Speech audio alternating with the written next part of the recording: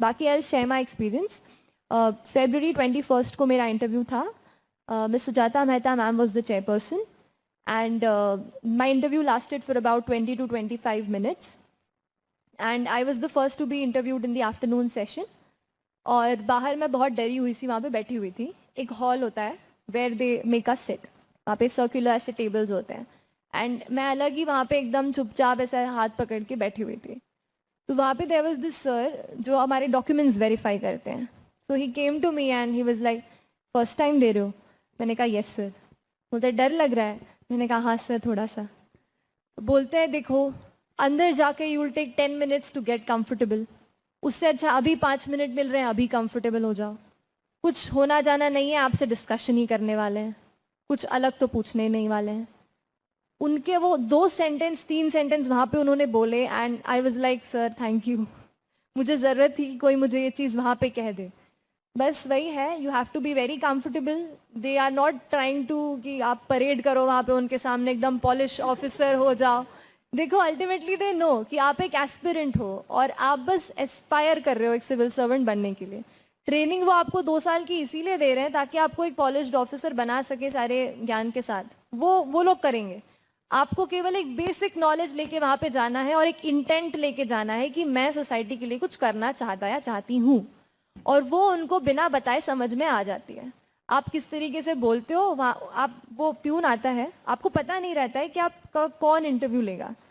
तो there is a person who will come to you और he will just take you. और मैंने बस बाहर बोर्ड वो पढ़ा वहाँ पे उन मैम का और बस दरवाज़ा ओपन हो गया. और मुझे लगा इसके बाद भी मुझे बैठने को मिलेगा 1-2 मिनट, पर ma'am was waiting. Ma'am said good afternoon Srishti. I was frozen. I said start हो गया. तो उसी टाइम से it begins. While you enter you sit there, they ask you couple of questions. मुझसे they started from my major project of chemical engineering, क्योंकि मेरा कोई job background नहीं था. सीधे 2018 में ग्रेजुएशन किया और पेपर दिया, तो they naturally asked me that question. उसके बाद फिर दे वेंट ऑन कि बिग डेटा के बारे में बताइए. फिर दे आस्क्ड मी कि you are a young girl, what kind of challenges will you face in governance. Then my optional was sociology, so he asked me how sociology will be helpful in administration. Then I'm from Bhopal and we have anybody who listens to Bhopal away from Bhopal thinks about Bhopal gas tragedy. Then he asked me about it and I was a chemical engineer as well, तो उस पे फिर chemical पे और बातें हुई कि chemicals release हो जाते हैं, कैसे manage करना है and stuff. Then I was asked कि India में there are basic issues like poverty and malnutrition.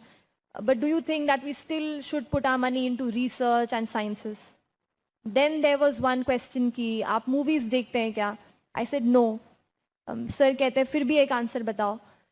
Describe for me the issue of Padmavat that is going on. So he didn't ask my views. He just said just tell me what it was all about. And the last question of mine was tell me about mass cheating. What is mass cheating? And then I said कि in some parts of India mass cheating, आप समझ रहे हैं, कोई photo आपके दिमाग में आया रहे क्या अभी मास चीटिंग पे? कहीं पे किसी स्कूल में ऐसा हुआ है जहां अंदर बच्चे पेपर दे रहे हैं and then they are getting notes from outside? वही फोटो मेरे दिमाग में फ्लैश किया था एंड आई एक्सप्लेन जितना मैं कर पाई. सो मैम सेड कि उसका इम्पैक्ट एजुकेशन सिस्टम पे क्या पड़ेगा, दैट वाज द क्वेश्चन. ऐसे करके you get questions from your background and your current affairs. Current affairs जो चल रहा है वो हम पढ़ ही रहे हैं, इसीलिए अलग से अभी कुछ चिंता करने की जरूरत नहीं है. अभी प्रीलिम्स और मेंस पे ध्यान दीजिए. Whenever you are starting to prepare for UPSC examination, please do not think about your personality test. जब तक आप पर्सनालिटी टेस्ट तक पहुंचते हैं, आप इतनी चीज़ें पढ़ लेते हैं कि आपको समझ में आ जाता है कि एग्जैक्टली वहाँ पे क्या चल रहा है और क्या होने वाला है और क्या एक्सपेक्ट किया जाता है. तो अभी अगर आप एग्ज़ाम के प्रिपरेशन स्टेज में हैं तो मॉक इंटरव्यू देख लिया ठीक है, पर पर्सनालिटी टेस्ट पे इतना फोकस मत कीजिए. उसका जो पर्सनालिटी टेस्ट देखिए 2 चीज़ों में होती है. एक चीज़ वो नॉलेज जो आपसे पूछेंगे कि ये इश्यूज़ हैं क्या है, वो आप प्रीलिम्स मेंस के लिए पढ़ ही रहे हैं, उसी से आपकी तैयारी होगी. थोड़ा आपका ग्रेजुएशन का दे विल आस्क यू, वो आप कर ही रहे हैं. सेकेंड चीज़ जो आती है कि how you answer, how you express your ideas, how do you communicate, those things you can work on after your mains examination also.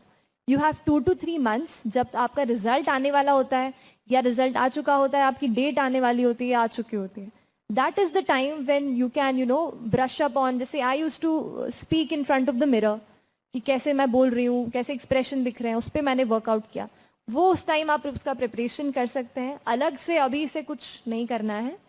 2-3 अगर कोई हॉबीज़ आप परस्यू कर रहे हैं उन्हें आप परस्यू करिए। वो ज़रूरी नहीं केवल पर्सनालिटी टेस्ट में पूछा जाएगा इसलिए नहीं, इसलिए भी क्योंकि पढ़ाई से कई बार we get bored, we want motivation, so keep doing things, carry your hobbies as well, वो वहाँ पे भी हेल्प करेगा। ये हो गई बेसिक चीज़।